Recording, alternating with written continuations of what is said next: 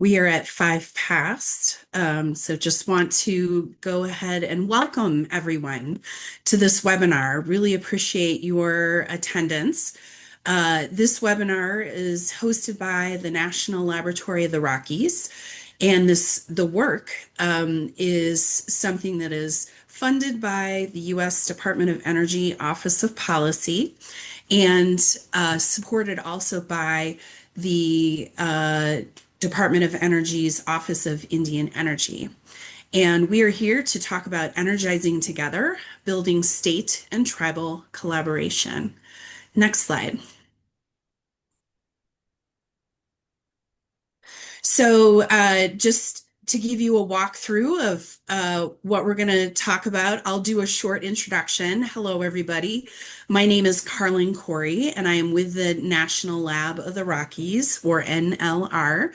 I'll give a short introduction, and then we'll go into presentations by Dr. Crystal Miller, by Robert Blake, and again by Dr. Miller. And then we'll end going over some upcoming NLR events along the same lines to make sure that you are aware of them. And if you are interested in attending, you can. Next slide. So first of all, want to introduce the team.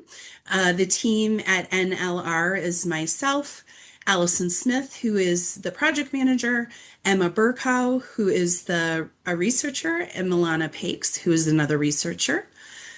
We're very excited to be here talking about and with some of the folks we've been working with to provide a great set of resources for states as you consider how best to work with tribes where you share jurisdictions.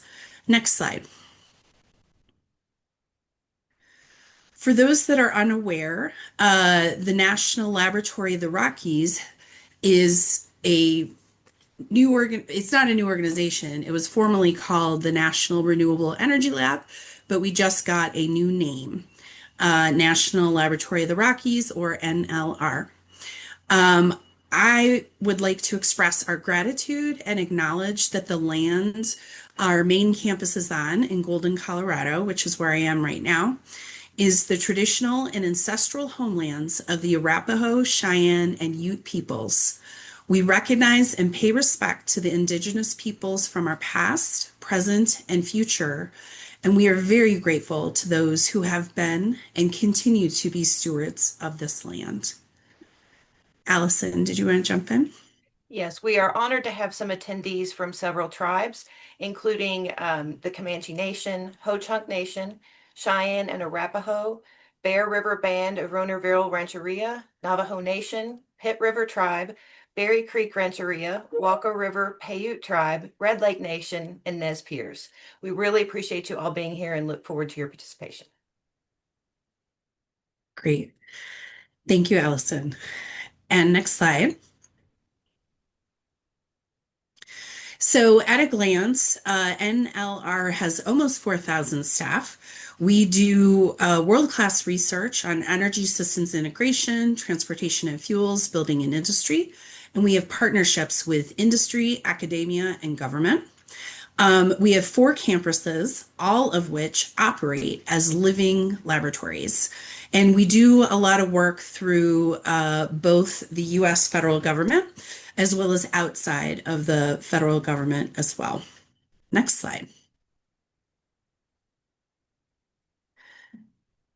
NLR over, 2 or 3 decades has partnered or supported more than 3,000 communities, tribes, jurisdictions, utilities, and businesses to achieve their energy goals through planning, technical assistance, capacity building, workforce development, and more.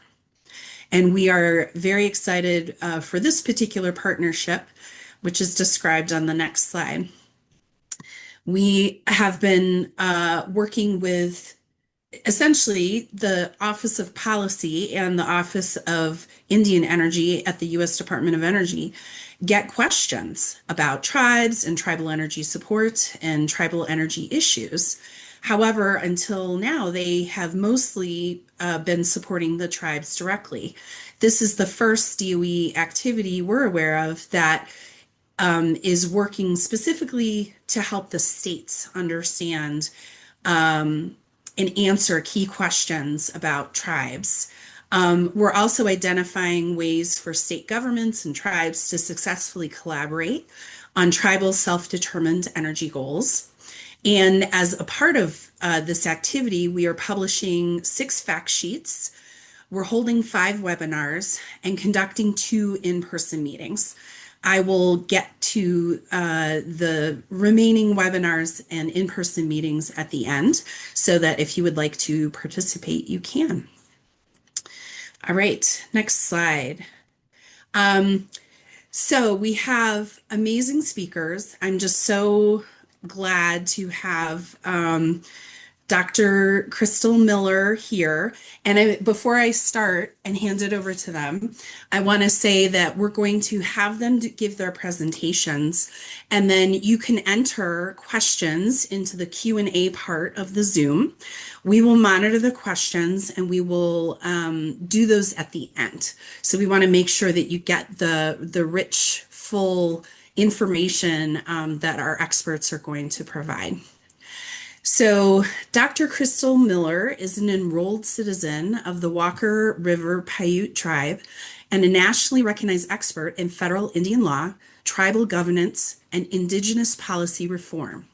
She earned her PhD from the University of Arizona, where her research focused on federal Indian law and policy, tribal constitution reform, and strengthening tribal governance structures through a decolonial lens. Dr. Miller is a leading voice in national policy advocacy and government relations, regularly engaging with members of Congress, federal agencies, and intergovernmental bodies to advance tribal sovereignty. As a scholar, policy strategist, and fierce advocate for tribal rights, Dr. Crystal Miller continues to bridge academia, grassroots advocacy, and high-level policy arenas to advance justice, self-governance, and the inherent rights of Native nations.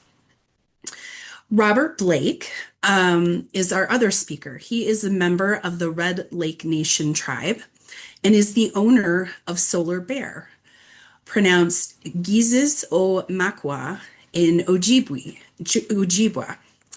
Solar Bear is a solar development company located in Minneapolis, Minnesota. Also, Robert, or Bob, he's also known as, is the executive director of Native Son Community Power Development, a nonprofit likewise located in Minneapolis. Robert is a tribal citizen of the Red Lake Nation, and his passion is spreading the word about renewable energy through communication, cooperation, and collaboration. We're very excited to have you both with us, and for all of our listeners, you are in for a treat. All right, I will hand it, next slide, and we'll hand it off to Dr. Miller.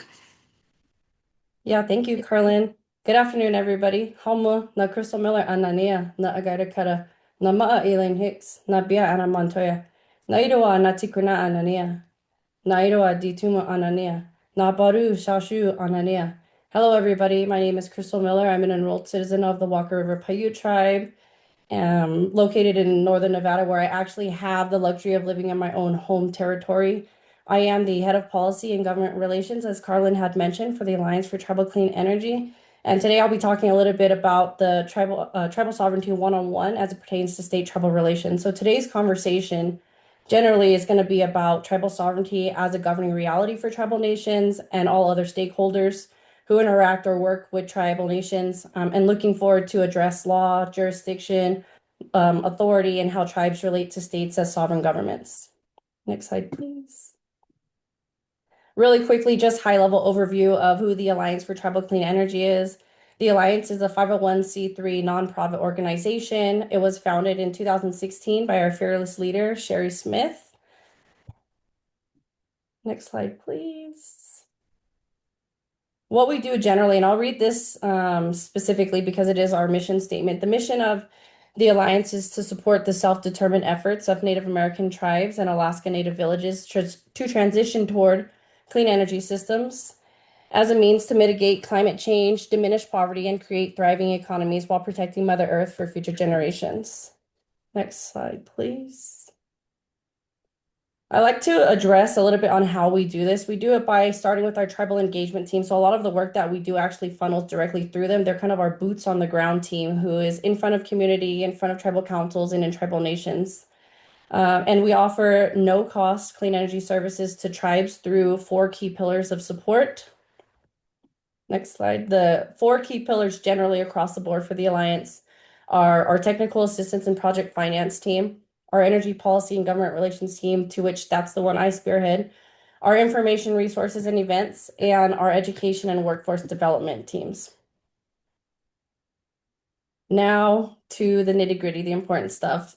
Generally, what is tribal sovereignty? And so I want to start by grounding us in a core principle of tribal sovereignty.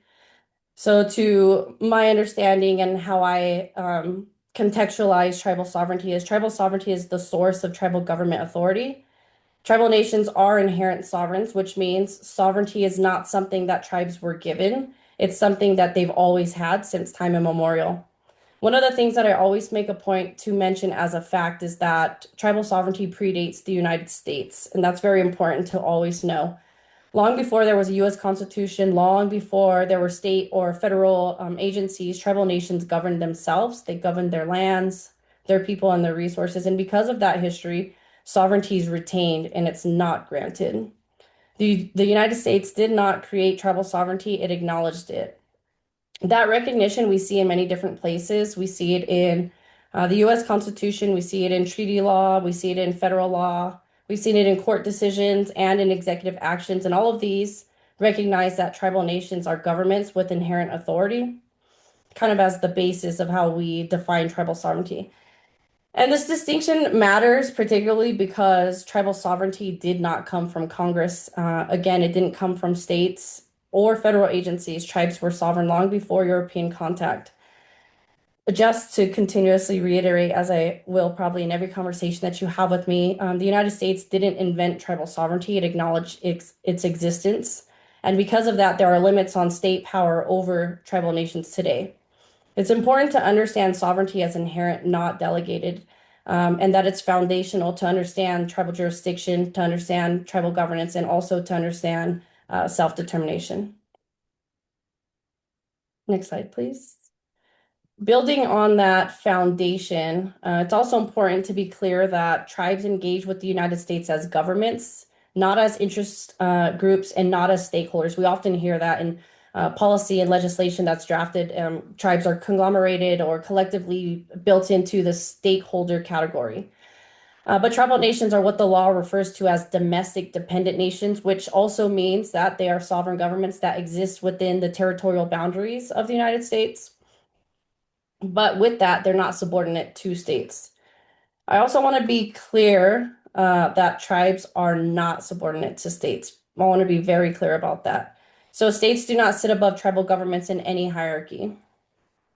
The legal relationship between tribal nations and the United States is a government-to-government relationship, to which I'm sure all state agents and representatives have heard or been in conversation with tribal nations regarding the consultation requirements or the consultation and government relationship that needs to be had.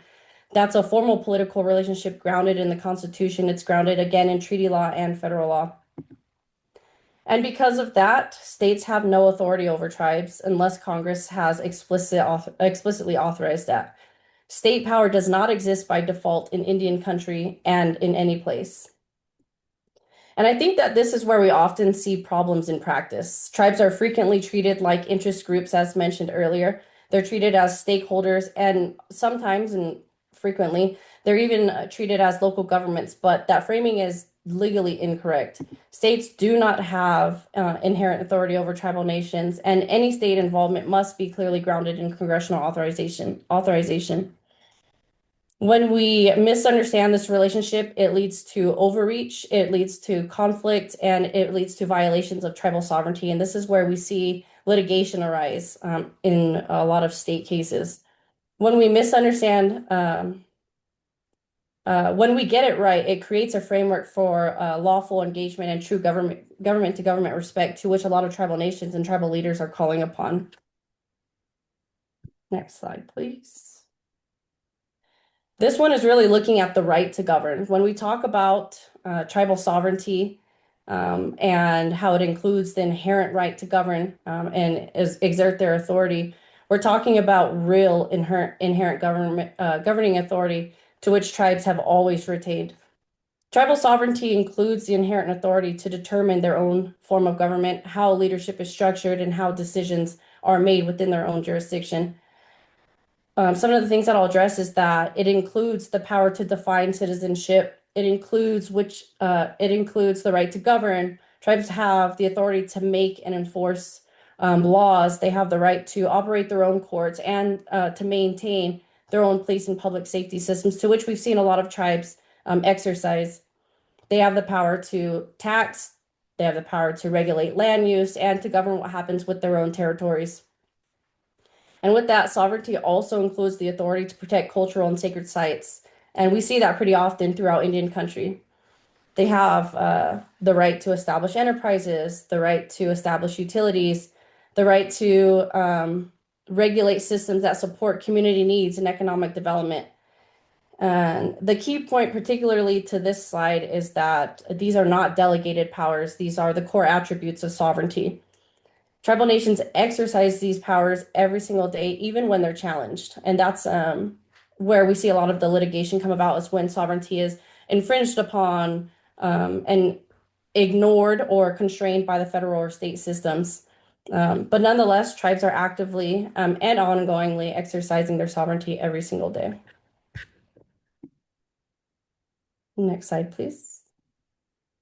Now, I know that there's this notion that tribal law isn't real law, particularly to non-natives or states generally. But one of the things that I really want to be very clear about is tribal law is real law and it is enforceable law. One way tribal sovereignty shows up in practice is actually through tribal law. Tribal nations have adopted and enforced a wide range of tribal codes. We've actually had conversations over the past year about codifying laws and regulatory measures around energy and the environment for protections. Common tribal codes include generally trespass laws, which govern who can enter and remain on tribal lands. I know we've seen that in some states, even against some state representatives.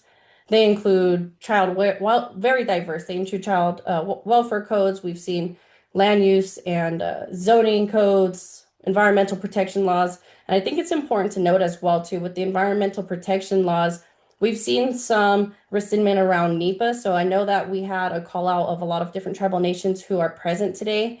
Some of the conversations that we've been having with tribal nations with the rescindment of the environmental laws and NEPA is codifying our own. So I just really wanted to touch on that really quickly. But many tribes also have cultural resource protection codes that safeguard sacred sites and cultural materials.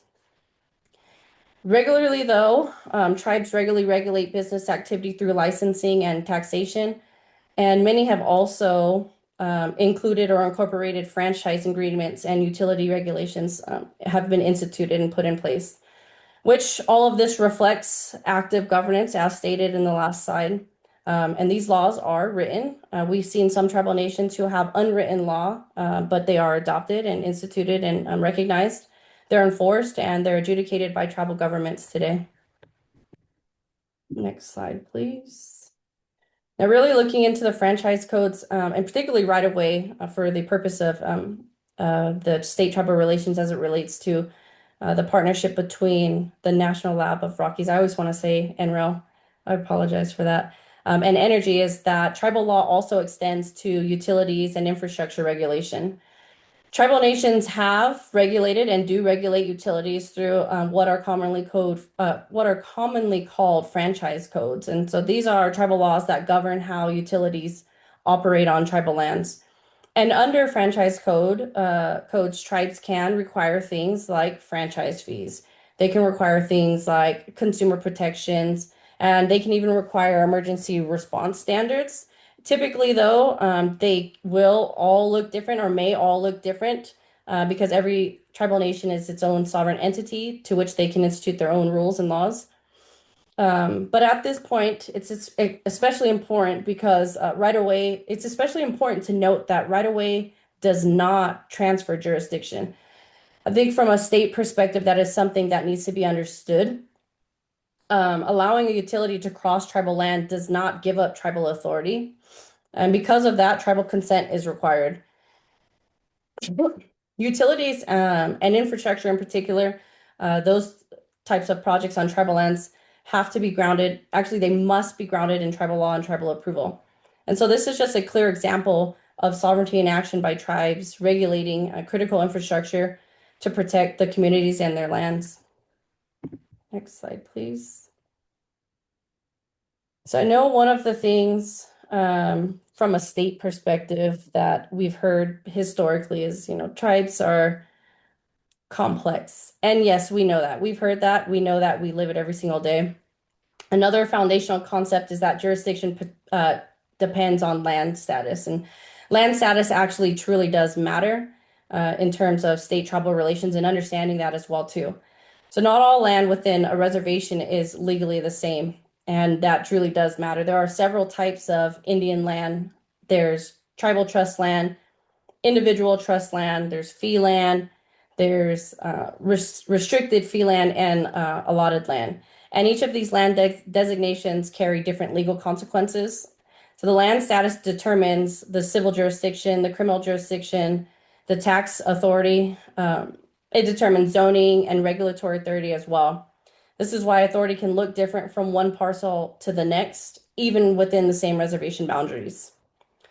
With that, though, jurisdiction follows the land status. And without understanding these land designations, it's actually impossible to fully understand why governance, the enforcement of it, and regulatory authority varies so much across Indian country. Before we move on from this slide, though, I really do want to make a very important note that because it's often the case that tribal nations get this notion of being difficult. But this complexity that I just talked about is not accidental by any way, shape, or form, or by chance. It's the result of layered federal policies imposed over time on Indian country and tribal nations, to which it still continues to shape how tribal governments exercise sovereignty today. Next slide, please. Now, this one is really just an example of the types of complexities that were described in the past slide. And it's the checkerboarding effect. So checkerboarding is the direct result of the federal allotment era policies that deliberately fragmented tribal land ownership. Instead of continuous tribal land base, these policies created what we call a patchwork of tribal trust land. It created a patchwork of individual trust land and non-Indian fee land, often within the same reservation boundaries, which made it really difficult to understand land status because all of the different legal complexities associated with them. This fragmentation limits governance and enforcement, and it significantly complicates, in particular, utilities, infrastructure, and the basic service delivery to Indian country and tribal nations. Again, checkerboarding was a deliberate policy choice designed to weaken tribal governance, and contemporarily, we still feel the effects of that particular era and those federal policies imposed on tribal nations. So today, tribal nations are still managing and navigating those jurisdictional chaos that resulted from the era, navigating multiple authorities, and even the overlapping regulations and inconsistent enforcement across neighboring parcels of land. Next slide, please. Next, I want to talk briefly about how tribes govern business and commerce. So tribal nations have several lawful ways to structure economic activity. Tribes may operate through tribal governance entities such as Section 17 corporations, tribally charter corporations, tribal LLCs, and even utility and regulatory authorities. But all of these entities are governed under tribal law and federal Indian law. They do not exist under state corporate law unless a tribe affirmatively chooses that structure, which in itself would be an act of sovereignty. And it's important to understand the distinction because tribal businesses are sovereign instruments. They're actually designed to protect tribal jurisdiction They're designed to enforce and institute self-determination. And it's also important to note that it does not mirror state or tribal corporate structures, again, unless it is the sovereign decision to do so.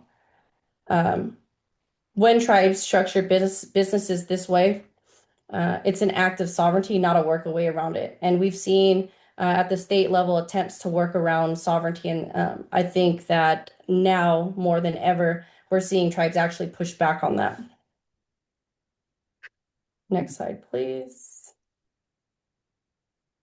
Which brings us to tribal utilities and the regulatory authority. So tribal nations have the authority to create their own utility authorities and to regulate utilities operating on tribal lands. And we've seen that from the West Coast all the way to the East Coast. They can negotiate directly with utilities. They can establish consumer protection standards and even set the terms under which infrastructure operates within their own jurisdiction. Tribes have also used Section 638 contracts to exercise greater control over infrastructure development and even over management as well too. Which all of this is a direct reflection of sovereignty in action. So tribal nations are not wanting or waiting for permission to govern infrastructure. They're already doing it through their own laws and institutions. Next slide, please. Again, I want to be very clear as we close this section that tribal sovereignty is real and it's inherent. It is not something we can work around. It is not something that moves. It's not flexible and it's not up for compromise. Sovereignty is exercised through law, through land. It's exercised through tribal institutions and even through enforcement. And it is very active and operational. Cooperation with states is voluntary. I'm going to reiterate that. Cooperation with states is voluntary. When tribes choose to work with states, that choice itself is an act of sovereignty. And because cooperation is voluntary, consent can be withdrawn at any time. So when tribes engage with state, it is not a surrender of authority. It's actually an expression of it. Next slide, please. So some of the key takeaways in this particular presentation is that, one, tribes are governments. We know that from a tribal perspective. From a state perspective, it needs to be acknowledged and it needs to be respected. Tribal law must be respected as stated. Land status drives jurisdiction. State authority is limited. And then sovereignty is active and ongoing. Understanding tribal sovereignty is not optional for state actors. It's actually a legal requirement grounded in federal law and constitutional principles. Next slide, please. That's your last one, Crystal. Oh, okay. Oh, sorry. I didn't see it change. Yep, that's it. I'm so sorry. Thank you all. I will hand it over to Bob, and then I will see you all in a few for the next presentation. Thank you. And Allison, I still see the key takeaways. So I don't know. There we go. Okay. So Bob, you're up next. Thank you again for being part of this webinar. Yeah, Ani Boujou. Can you hear me? Yes. Yes. All right, wonderful. Ani Boujou, everyone. Thank you for having me. My name is Robert Blake. I am the Executive Director of Native Sun Community Power Development. I'm also the owner of Solar Bear and a tribal citizen of the Red Lake Nation. I just got off the phone on an earlier call today with Red Lake Nation's legal counsel, Joel Plummer, and he reminded me of an act called the Indian Discourse Act, and I might have just like butchered that actually, y'all, but essentially it says, and this goes back to like 1779 or something, I don't know, 1776 to the first Congress, but it essentially said how the seven like states or whatever colonies, whatever, with the tribal nations, in how it is upon the federal government to interact with the tribes and not the state's responsibility. And I thought that was interesting to learn that, because I think that really probably, that really set the stage, right, for this whole just the tribes working with the feds and not necessarily with the states. And so what we're going to talk about here is essentially how now, because we're a couple hundred years down the road here, but how we now are, states are working with tribes more, and we have to come together with the times. So in the state of Minnesota, we were able to pass the Tribal Advisory Council on Energy, TACE. TACE is a first of its kind organization around the country. This was, a lot of people were a part of this and helped push this. At the same time, we were also trying to get 100% clean energy passed in the state of Minnesota. So it was kind of like there was a lot of different types of issues that were coming together that we were trying to push up at the state legislature. And this was one of the initiatives that we thought that was really important that we get passed on a state level. But it does unite all 11 tribal nations on energy within the state of Minnesota. It's also branching off into other data centers. There's a lot of conversations we're having about a lot of different issues. I am one of two representatives from the Red Lake Nation that sits on this council, and so we're actually dealing with not only energy issues, but there's also other things that we've been talking about, and so I kind of see TACE kind of coming into its own. I would like to eventually see it turn into like a tribal utilities commission, actually, but that we're a long way from that because the tribes in the state of Minnesota don't have utilities. But I think you've got to start somewhere, and TACE is a great area to do that. Structure that can leverage tribal leadership and sovereignty. We do have meetings, quarterly meetings, where we're all present. We do try to reach each other in our individual tribal nations. So we usually meet in wherever we are at in the state of Minnesota and all 11 tribes. So and of course we also have a conference. So next slide, please. Okay, yeah, in 2019 executive order by the governor of the state of Minnesota.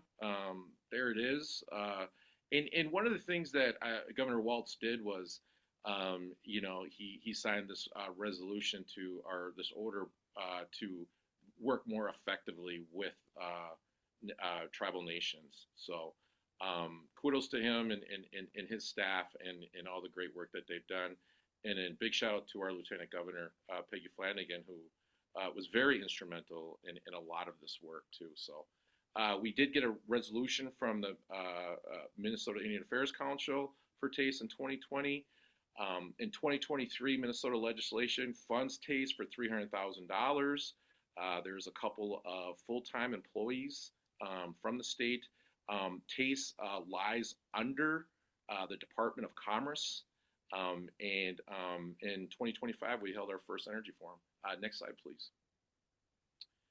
And so we have been having strategic planning sessions at TACE. Tribal energy sovereignty is a form of everything we do. We have a collective voice. I always say that if you're not exercising your sovereignty rights or sovereignty, is it true sovereignty? And so I feel like TACE, in the way that we're exercising this body in the state of Minnesota, I feel like that is the way tribes are exercising their sovereignty, right? That's kind of the way I kind of feel. So that's why I really love this group and love all the different all 11 tribes and the representatives on this, because these folks really do put in a lot of work on this, and so that's pretty exciting, and they're doing it from a place of just wanting to do what's right for their respective nations. It is an important part of education sovereignty and the resource for individual tribes. you'll be amazed at all the things that we talk about in here. Like, we literally share resources, we literally share like information. It's really cool to talk. We're constantly we're constantly picking each other's brains. The renewable development account is this other account that is for renewable energy, but that's probably what's going to be end up supporting TASTE in the future, and so that's really exciting. So there are a lot of cool things happening that TASTE is a part of. But we do have some goals here, and establishing a sustainable organization model. Just talked about that. Promoting tribal energy independence, and then establishing TASTE as a primary authority and educational resource. So all these things right here, we do have a goal. We do have a working group that we're meeting on this. To basically grow this organization, and trust me, everyone across the country. I know that they're planning on doing one in Michigan now, Wisconsin. I know we've had conversations with the state of Washington. So it's really exciting how this is kind of branching out into the rest of the government, or the rest of the country. Next slide, please. Yes, we had our first Tribal Energy Forum. It was held in September of 2025. We had plenty of representatives. We had all of 11 tribes and the representatives. We had sessions on tribal utilities, native workforce development, electrical transportation on tribal lands. There was so many, I think it was just, it was like a success just for all of us to be together to just say, hey, TASTE is real. So that's what's been pretty cool about this and really exciting about this. And we had it up at Mille Lacs Grand Casino, and they were a wonderful guest, our wonderful host for us, and so that was pretty cool. Next slide, please. TASTE supports collective tribal energy initiative, foster establishment of tribal utilities. Yeah, I mean, it really differs between each tribe and what they want to do. We have, say, a tribe like Shakopee who owns half of the utility already, right? And then we have other tribes that are maybe we don't want to do this, and then we have other tribes, in the state of Minnesota that want to form their own tribal utility authorities. So it's really interesting how all this is kind of developing and seeing how this is all working. But just to be able to just share information amongst everybody and figure out exactly how we want to do this, and to have the support of the Public Utilities Commission in the state of Minnesota, and of course the governmental support by the state of Minnesota, helping with all this and supporting it, has just been wonderful. Next slide, please. Yes. So power purchase agreements. These are things that we've been talking about at TASTE. Obviously, we have a green steel project. We have mining. A lot of this is working with the folks up in the northeastern part of the Minnesota. Duluth is like a docking port, a port of entry there. And so, there's been a lot of talk of all the tribes being ownership of a massive solar project that would help power the green steel projects there. And so power purchase agreements have been a really big part of these conversations, and how they would work, and then of course how the proceeds from that would then go back into tribal communities. So a lot of exciting things happening around that, and so we're continue to be a part of those conversations and push those initiatives. Next slide, please.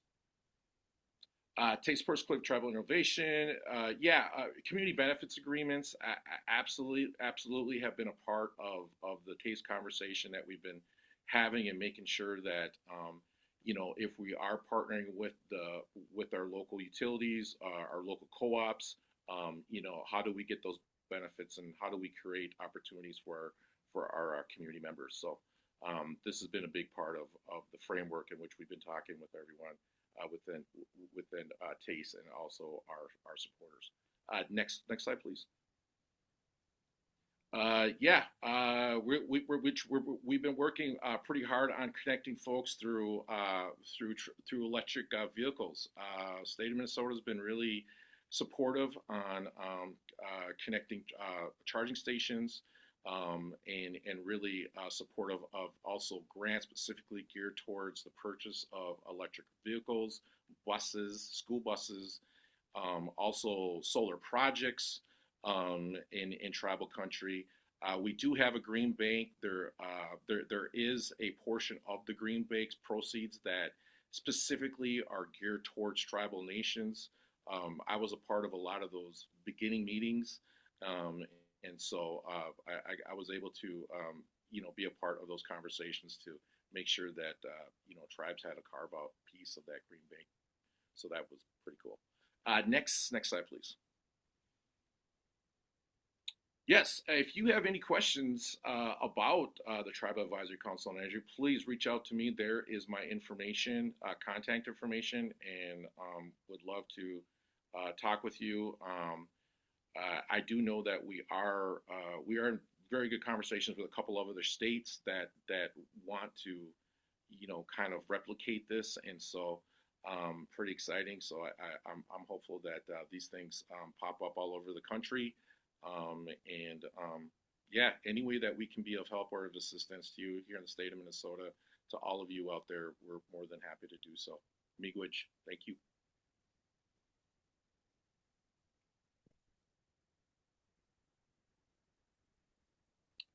Is there any Great, questions? thank you. Okay. Thanks so much, Robert. We're starting to get some questions in the Q&A area. Dr. Miller has another presentation. She'll be talking about the role of states in the legal framework, and then we will get to our Q&A. So, Dr. Miller, back over to you. Yes, thank you for that, Carlin. So this particular presentation, this was actually my original one that I was supposed to be on. But this one is on the role of states in the legal framework, very high level. Next slide, please. And this one is really looking at states and tribal presence. And so as we move into the role of states and the legal framework, it's important to start with a basic but often misunderstood point that tribal presence exists across the United States, regardless of federal recognition status.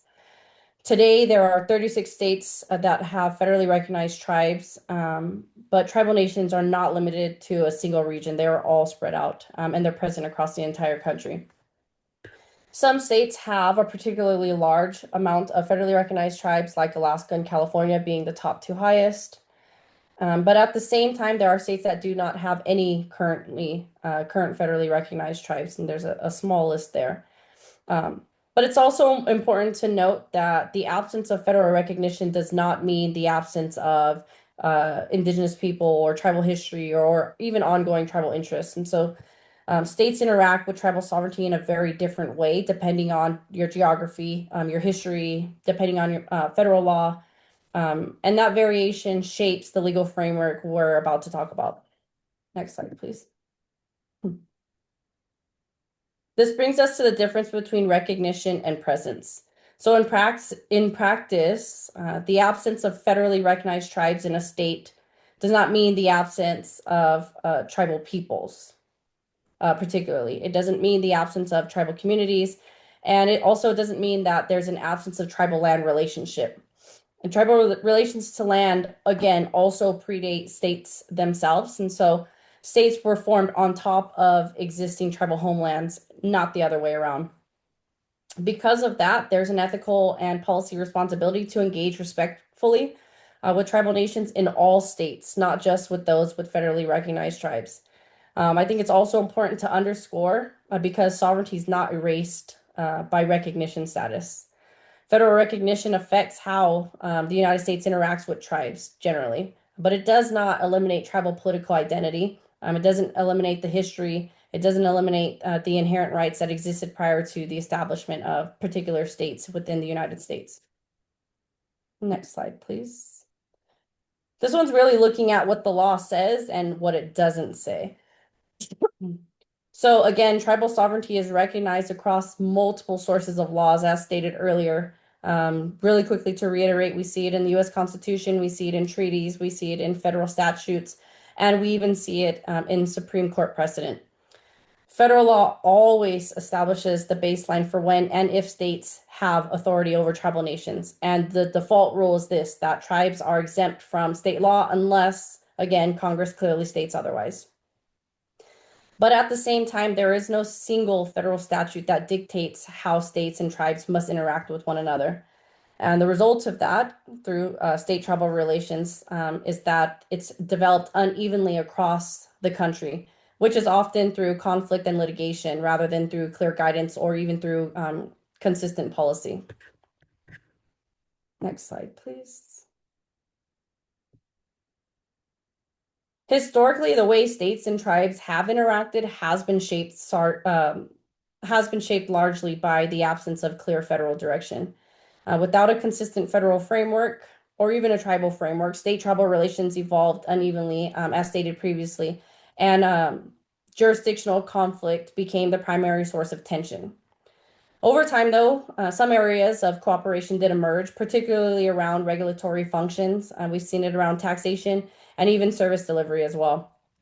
Beginning in the 1980s, many states started to explore what intergovernmental agreements could look like with tribal governments as a way to manage these overlaps more predictably.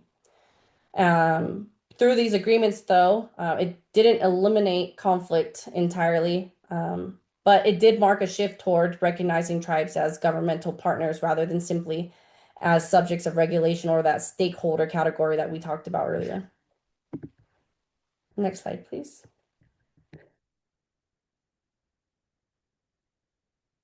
This one really looks at state tribal agreements as a policy tool, and this is a lot of the work that we do from a policy realm within the Alliance policy team. Today, we're seeing many states use state tribal agreements in a variety of forms, though, including we've seen executive orders, we've seen legislation, and we're seeing them in formal consultation policies, to which we commend these efforts. When done properly, these agreements acknowledge sovereignty. They affirm that government-to-government relationship that tribal nations are always calling upon. And then it even establishes procedures for engagement between state and tribal nations. It's also important, though, to note, I always like to bring up the important notes. It's important to note and emphasize that these agreements do not grant or create tribal sovereignty. Again, they recognize it. Tribal sovereignty already exists. So state tribal agreements simply recognize and provide a framework for how states choose to interact with tribal governments. And even vice versa. It allows the tribal nations to have a voice on how they want to be interacted with. It is not solely dependent on the federal government or state governments to decide how tribes should be interacted with.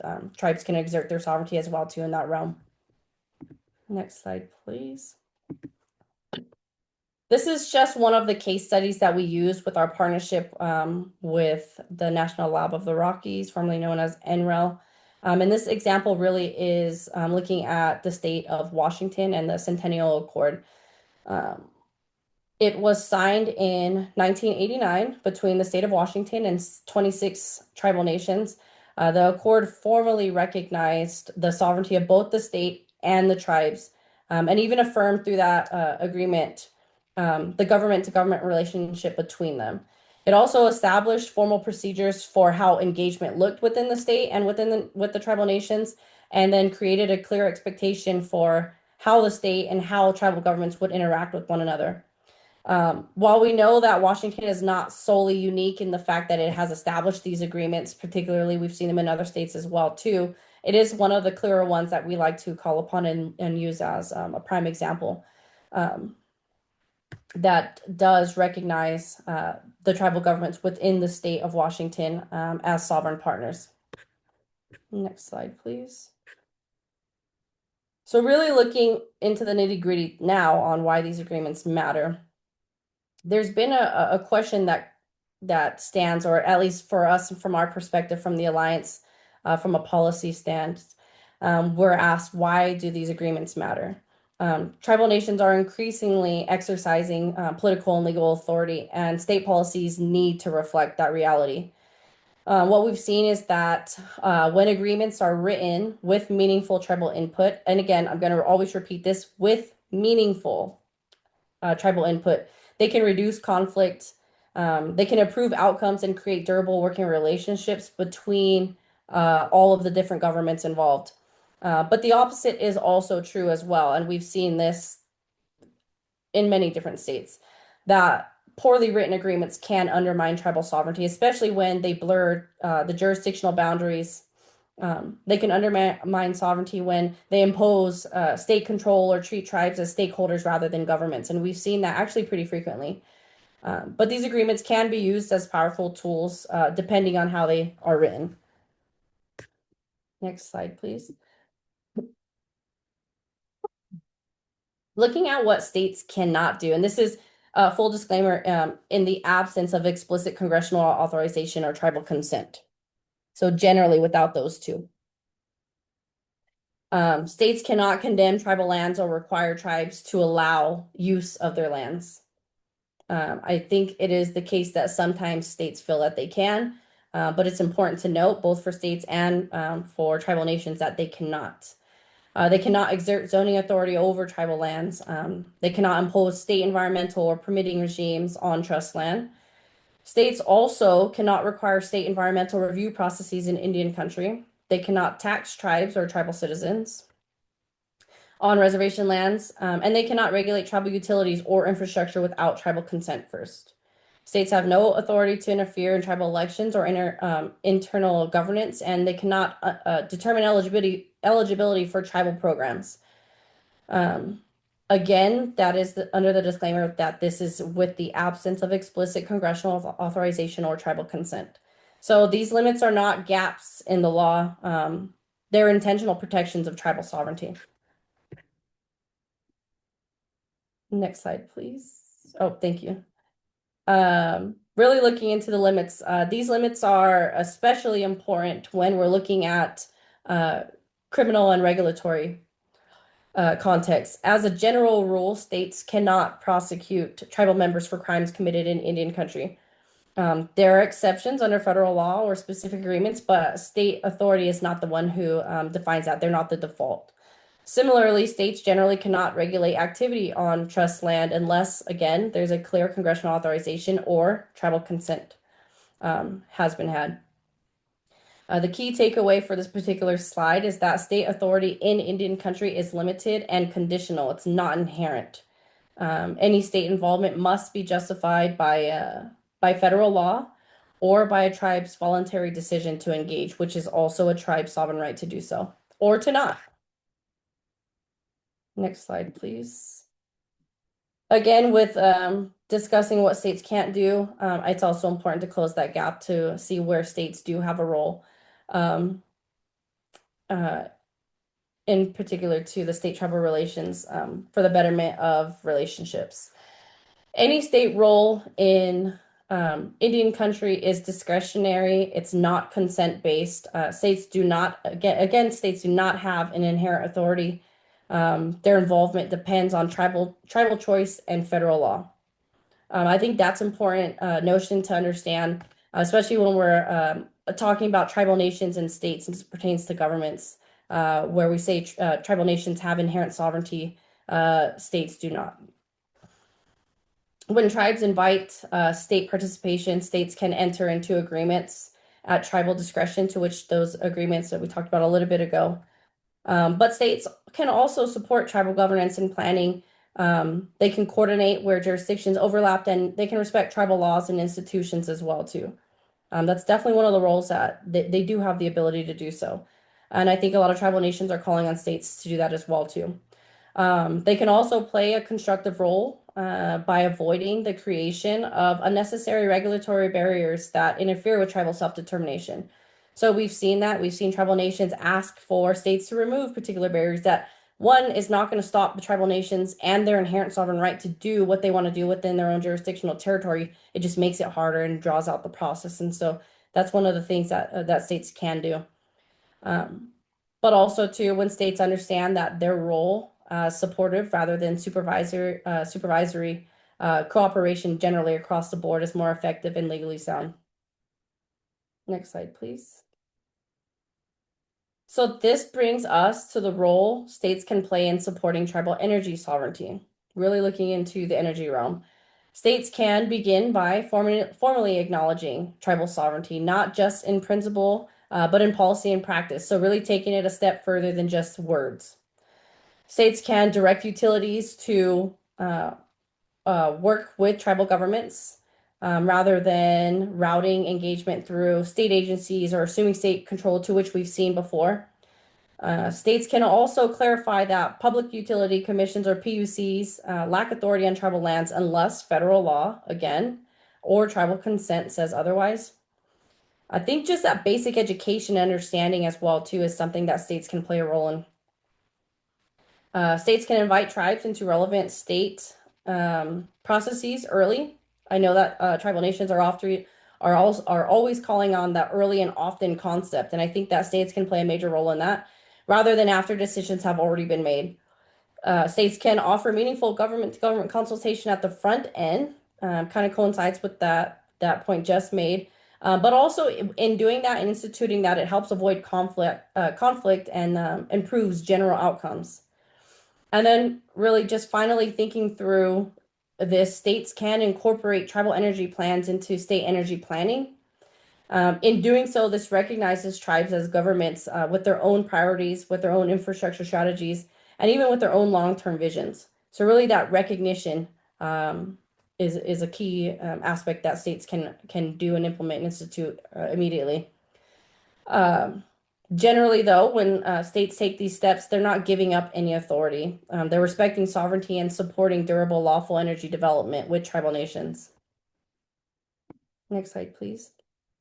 So in practice, this is kind of like the example slide. In practice, respectful state coordination around planning, permitting, and infrastructure looks like a few different particular key things. States should seek tribal input early in generation and transmission siting decisions, especially where projects may affect tribal lands, their resources, or their communities generally.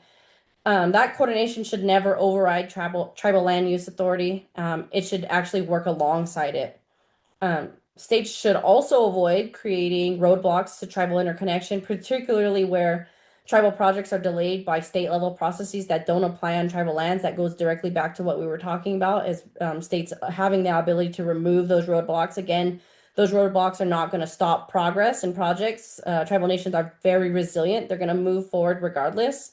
But it makes projects a lot easier when we don't have to jump through hoops.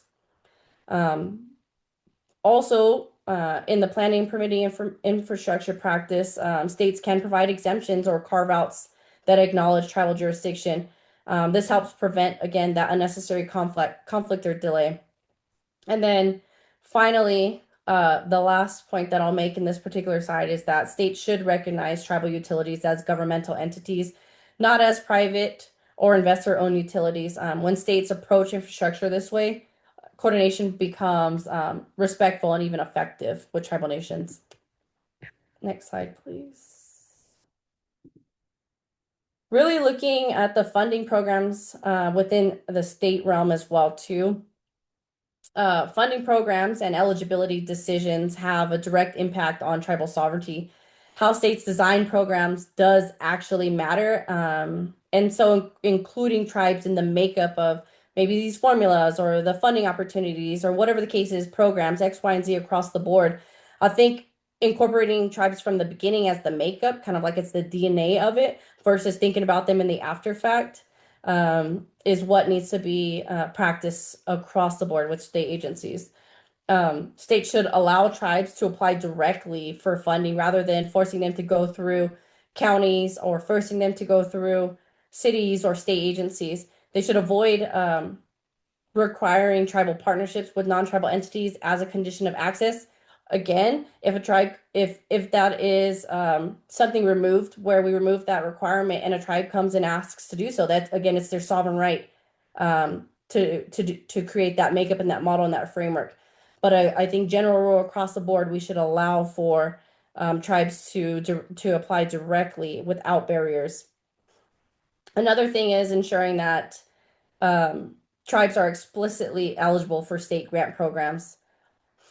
States should also track tribal participation data so inequities can be identified and addressed across the board. And then finally, again, states must address structural barriers tied to trust land status, which often excludes tribes from funding programs.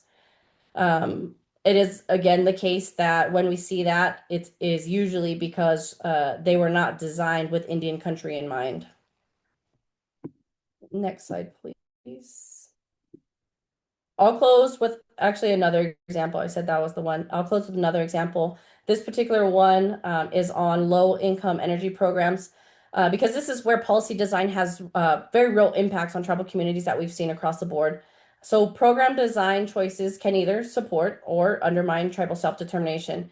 States can, by ensuring tribal inclusion in these programs, they can start by including tribes in these programs rather than assuming that these programs automatically reach tribal households. It is often the case that they don't. States should allow tribes to administer their own programs instead of routing services through state or county systems that don't reflect tribal realities.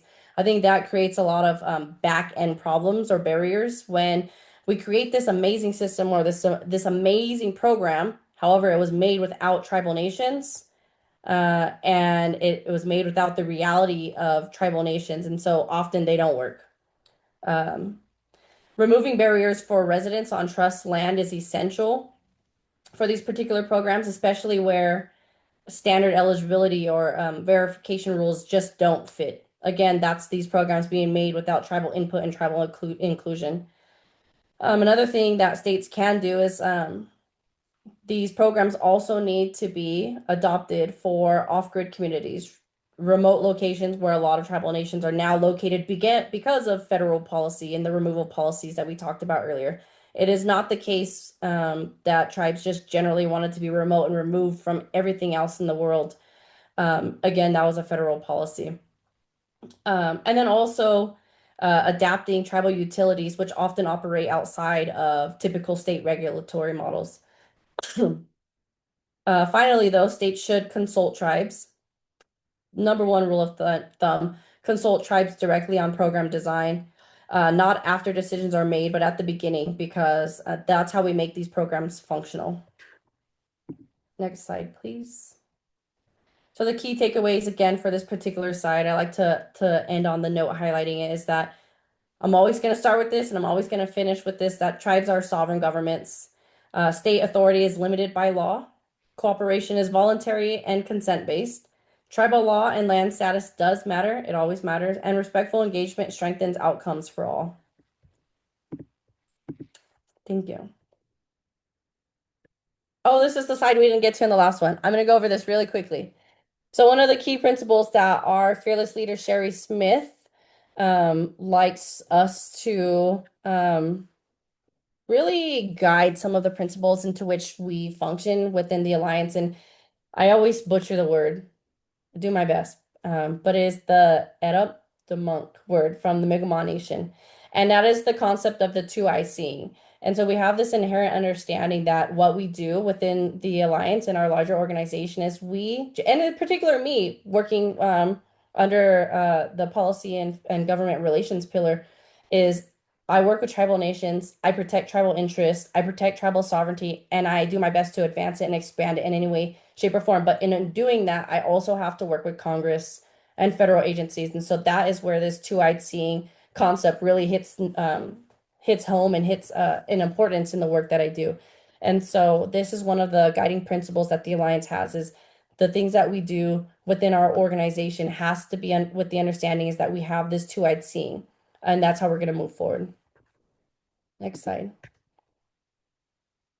please. And this, I put my personal email, but I also put our larger policy email as well, so you can take them both down. Feel free to reach out with any questions, particularly on this panel, or any questions that arise in the future. We're always happy to help as much as we can. If we can't address a particular question that you have, we definitely have a large network to get you to somebody who can. Thank you. Fantastic. Well, Dr. Miller, Robert Blake, thank you so much. We'll get into Q&A in just a minute. Before we get to Q&A, just wanted to mention we do have two upcoming state tribal webinars. One on January 15th, that's on state tribal collaboration on energy, examples from Western states. We're very excited to have Catherine Zing of Tribal Energy Alternatives, as well as representatives from the California Energy Commission. They'll be sharing insights on policies and best practices in the Western states that support collaboration. We also have a webinar on February 24th, talking about government to government best practices. So as was emphasized in today's webinar, it really is a government to government relationship between a state and a tribe. And we have some fantastic speakers, Tribal Energy Consultant Pilar Thomas, Minnesota Public Utility Commissioner Katie Sieben, Minnesota PUC Tribal Liaison Angie McKinley, and California PUC Commissioner Darcy Hauk. We also have two upcoming in-person workshops on the next slide. And one is going to be right here. It'll be all day, Wednesday, January 21st, and then the morning of Thursday, January 22nd. And there will be a free optional tour of our campus for an hour and a half afterwards. Then we also have an in-person workshop in the Washington, D.C. area that is on the front end of the NASIO Energy Policy Outlook Conference. The first afternoon will be at the NASIO offices in Arlington, Virginia. The second morning, February 3rd, which is a Tuesday, will be at the Fairmont Hotel, which is co-located with the NASIO event. All of these events are free to register. And for the ones that may not be in your area, travel stipends are available for state staff to either workshop. And both workshops will cover the same materials. So don't feel like you're missing out if you can only go to one or the other. Great. Okay, so we do have a lot of great questions. I did include both my email and Allison Smith's email on the Q&A slide. If you would like to reach out to us, please do. So to start, Erica said she doesn't expect a definitive answer to this question, but more of an opinion. To what extent is the tribe its own authority having jurisdiction, or AHJ, when it comes to behind the meter DER interconnection to the grid? Does this depend on the utility, co-op, regulatory authorities? And she provides an example. They have a portable, powerful plug-in solar carport solution using 100% UL listed components designed for renters and small businesses.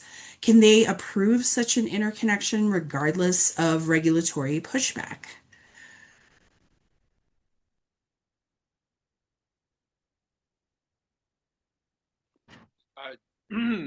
I would just say that, I mean, we just had a situation here in Minnesota where we had a tribe that uh, didn't do an interconnection agreement, right? Well, the solar installer didn't do a interconnection agreement, and and you know the co-op, its service reaches the entire casino. So the way that I understand it, and it could be different around the country, but the way that I understand it is that in in anywhere that service reaches, I mean, even if it's just the bathroom, okay, you have to fill out an interconnection agreement, you know, and the reason for this, everyone, is because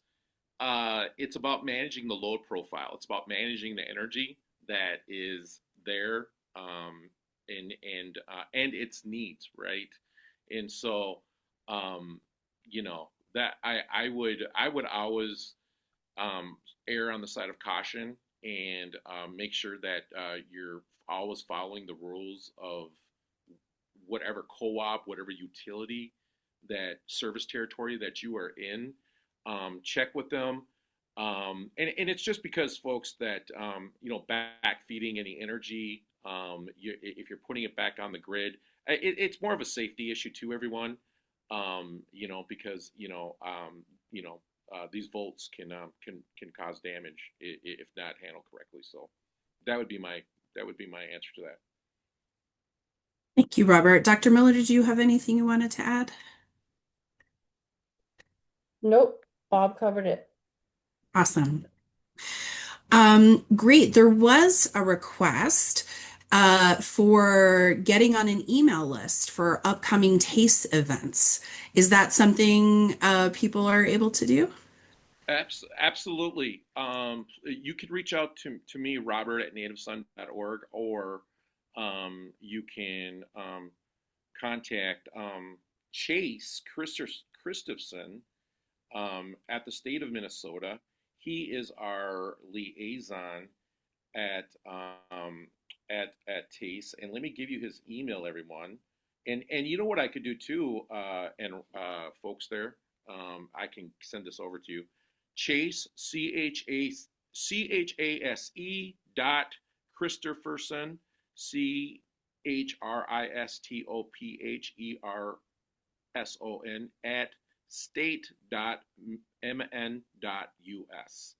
And if you contact Chase, he can get you all the information that you would need from TASE. He is our basically our guy there at the state of Minnesota that helps us with all and everything. TASE, he's the tribal liaison, so to speak. Great, thank you. Okay, MJ had said, Robert, you mentioned speaking with Washington State. Were you talking with state reps or with tribes from the state? And can you elaborate on that a little more? Oh yeah, no, we've been in conversations with state folks over there.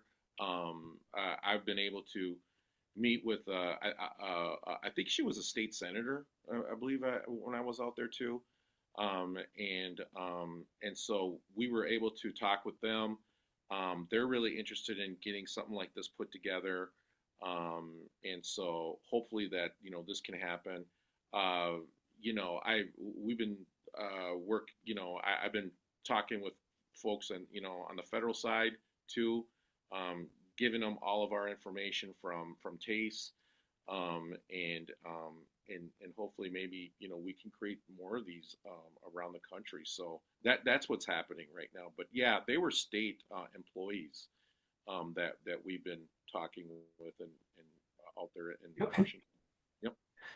Great, thanks. And then there was a clarification from Erica. Her question was whether the tribe is their own AHJ. And I think that might depend on whether they've formed their own jurisdiction to be an AHJ. Because I guess, would a tribe automatically be an authority having jurisdiction, or do they have to form an entity in order to be an authority that has jurisdiction? Boy, that so here in Red Lake, right? We've formed our own tribal utility authority, virtual tribal utility authority, and that's based off of the Seneca Nations model, right? And we also have the Tribal Energy Development Organization, the TITO, the TITO. We also have the TITO also, and that was formed for the sole purpose of working on the utility scale projects that we had planned. So those two things were formed, that way. But I wouldn't. I'm not too much of an expert on the rest of the country's formations and how they go about doing it. Maybe Crystal might have something to say about that. I don't know. No, but what I could do is I could take this particular question and I can send you an email as a follow-up. if that helps. I think that would probably be very much appreciated. Thank you very much. All right. So, an anonymous attendee said many states seem to have consultation or engagement policies that are limited to land-based tribal nations located within their state boundaries. For those tribal nations that may have historical association with lands within a particular state, but are now land-based outside a state due to impacts of forced removal, are there best practices on how a state agency should work with those tribal nations, especially where the tribal nations that have land bases within a state and do not want support the inclusion of tribes geographically located outside of the state within state consultation practices? Yeah, I'll take that one. So I Yeah. think that's why it was important for me to start. I think it was the second presentation with that understanding that there are states that have no federally recognized tribes, particularly in those states that were called out on the slide. But it's also important to note for state agencies and state representatives that that doesn't mean that there is no tribal interest, particularly within those lands to which they have oversight of. And so, for a state perspective, what I would mention is that for me, the best practice is for states to consult based on a tribe's historical um, treaty or cultural relationships to the land, but not solely based off of those current state boundaries. And so that's why I made it a point to mention also the fact that states were kind of laid on top of tribal nations and not the other way around. And so that connection to the land, regardless if a tribe is situated within that particular state or not, still may be present and still may be inherent. And so understanding that particular education is going to be important to that best practice. Excellent. Thank you very much. Um, let's see. I don't think Erica appreciated, Robert, your answer of I don't know. It's a great answer. And sometimes that's where we're at. So that was appreciated. I don't see any other additional questions except for the ones that were answered, which I'll bring your attention to. Katie had asked, are there areas where different tribes have jurisdiction over the same lands? If so, are the tribal laws coordinated so there is consensus rather than conflict? I noted, yes, there's a lot of areas where different tribes have jurisdiction over the same lands and provided a resource. And then Crystal, Dr. Miller said, one of the first ones that come to your mind is Wind River. Do you want to add anything to that? The only thing that I'll state about that, and if there's somebody from Wind River here, feel free to hop in because you definitely can explain it better than me. Is they do have that particular overlap in terms of jurisdiction where they have two different tribes within the same land. I'm not familiar with any agreements that they have in place, but if you're looking to understand, and I'm sorry if this question came from Wind River, but if you're looking to understand kind of how they've maneuvered that particular barrier, or maybe it's not a barrier, but that particular complexity, that would be a good place to start. There are others as Great. well too, but that's just the first one that comes to mind. Okay, thank you. One attendee asked if there will be a recording or at least slides will be shared. Yes, both the recording and the slides will be posted on the NLR website. And my colleague Allison is dropping that into the chat again so that everybody can have it. Elena asked, can you say more about states cannot determine eligibility for tribal programs? I'm wondering about this in the context of state-funded programs that are available to tribes, nations, and pueblos.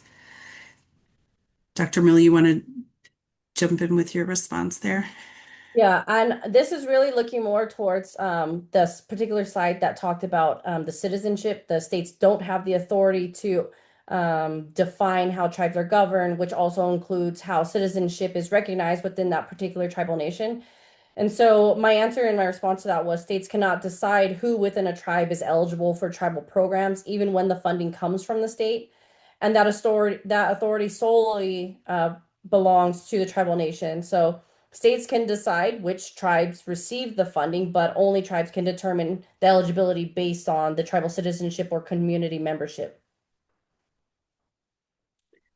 Elena, I hope that was helpful. She also asked, do you have more resources specific to tribal governments operating through corporations like LLCs and utilities?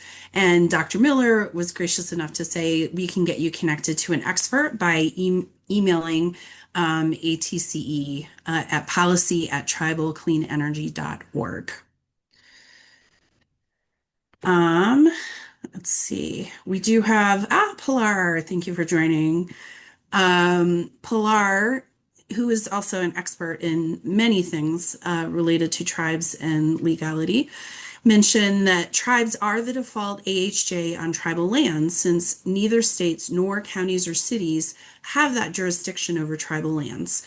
Many tribes have agreements with local counties for permitting and inspections, but where the tribe has its own permitting, building codes, and/or inspection regimes, which most do for gaming, housing, and other construction, they exercise the AHJ activities. So, Pilar, thank you so much for jumping in with that additional clarification. I am not seeing any other questions. I do definitely want to thank our speakers, Dr. Crystal Miller and Robert Blake or Bob Blake. Your information and answers was incredibly helpful. I know it's very much appreciated when anybody asks for the slides and the recordings, you know that they're going to pass it around. So thank you for doing such a fantastic job and wishing everybody a happy new year. Thank you all. Good. Thank you. Bye.